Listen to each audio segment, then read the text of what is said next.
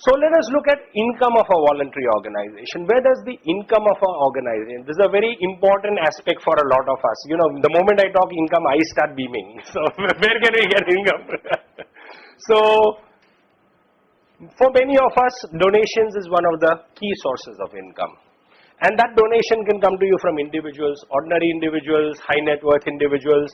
It can come to you from other companies, multinational, public limited, private limited, other trusts and foundations, the Tatas, Godrej's, Mahindras, whosoever, government, state government, central government, other foreign agencies, Gate Foundation, wherever.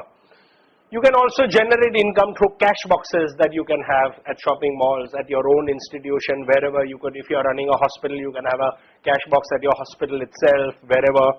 And now increasingly over the internet also, you could create a payment gateway on your own website, or you could get yourself listed on Give India website so that it becomes a portal for getting money. So donations is one form of income, but it's not the only, because this is an important aspect of this module where you need to understand what constitutes total income of your organization as a non-profit. Donation is one aspect of it, and that comes from all these sources. The other forms are interest and dividend that you earn on your investments. Now, investments again are regulated for us.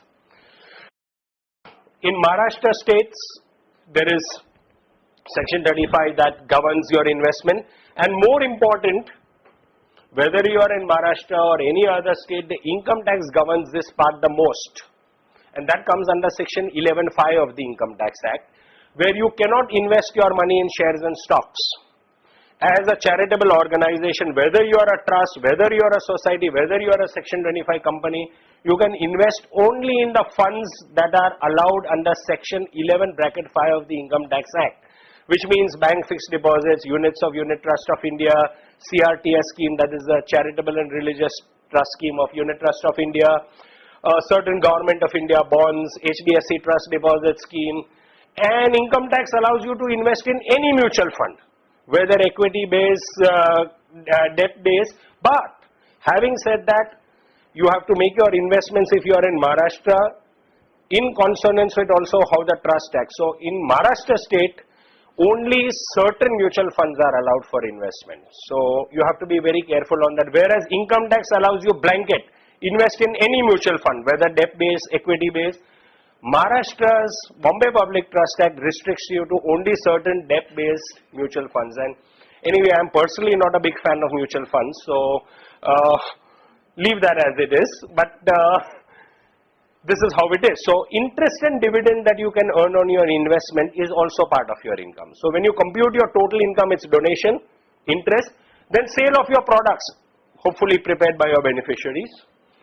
Rent, assuming you have a place like this is your NGO place, and you have this little conference room, and you are hiring it out to people for conferences and taking up money for that. That generates revenue for you, so that's rent.